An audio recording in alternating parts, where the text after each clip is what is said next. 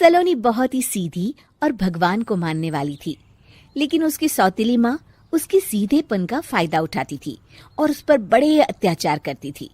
जरा सी चूक हो जाने पर उसकी खूब पिटाई करती।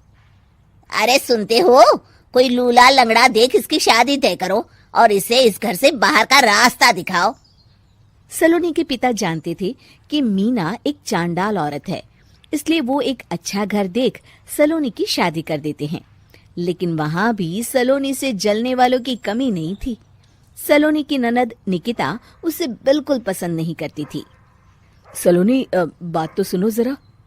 जी कहिए। आज शाम को मेरे बॉस खाने पर आ रहे हैं। ध्यान रहे उनकी खातिरदारी में किसी प्रकार की कोई कमी नहीं होनी चाहिए। जी आपने कह दिया, बिल्कुल वैसा ही होगा। शाम को सलोनी जैसे ही गैस पर खाना चढ़ाकर वहां से जाती है अभी इसके खाने का स्वाद बढ़ाती हूँ। निकिता गैस की आंच तेज कर देती है।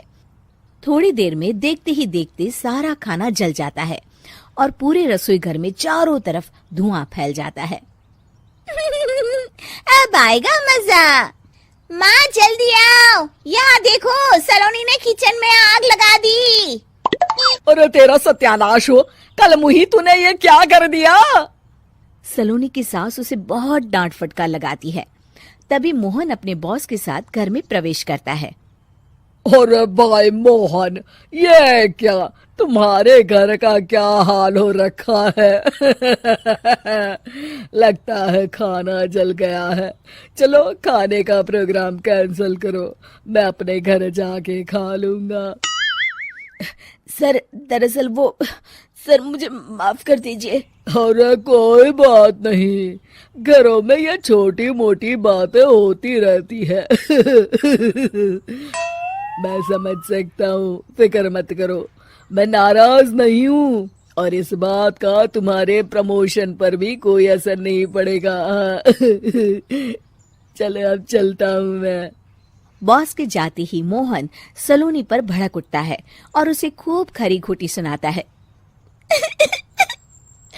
भगवान, मेरी माँ तो कहती थी कि अच्छे लोगों के साथ हमेशा अच्छा होता है, फिर मेरे साथ ही बुरा क्यों होता है? आखिर मेरी गलती क्या है?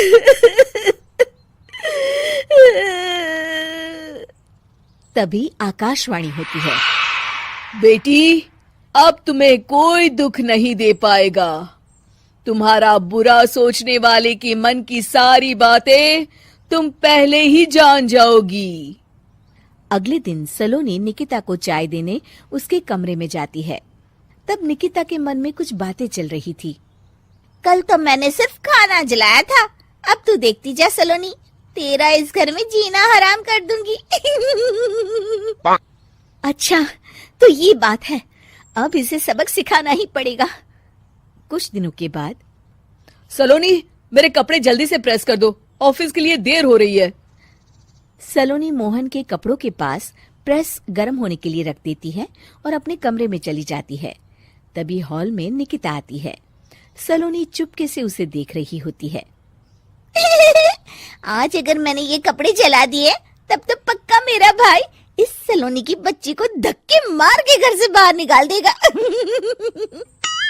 अरे तू क्या मुझे निकलवाएगी? महादेव है मेरे साथ।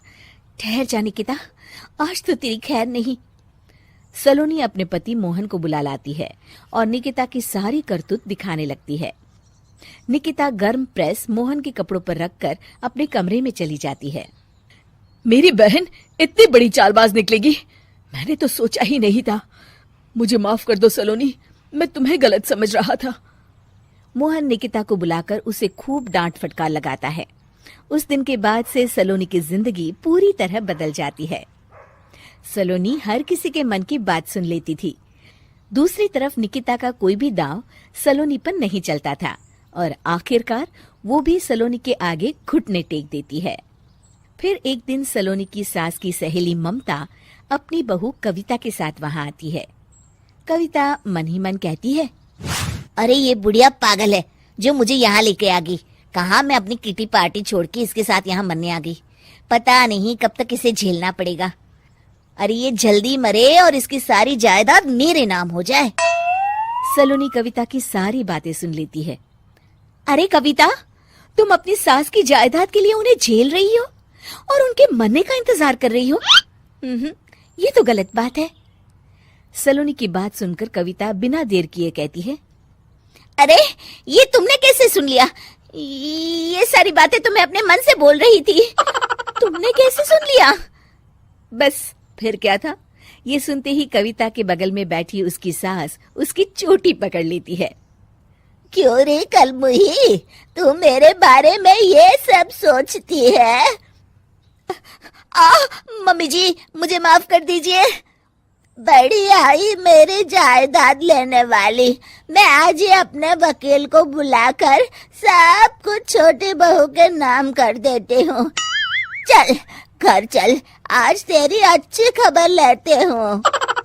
इस तरह सलोनी लोगों के मन की बातें सुन लेती थी, लेकिन धीरे धीरे सलोनी को एहसास होता है कि उसके आसपास के सारे लोग एक दिखावे की जिंदगी जीते हैं और सब एक दूसरे के बारे में बुरा ही सोचते हैं। हे भगवान, दुनिया में कैसे लोग हैं? सबके मन छल कपट से भरे हैं। मैं तो लोगों के मन की बातें सुन सुनकर तंग आ चुकी हूँ। मैं अपनी जिंदगी में अब बहुत खुश हूँ।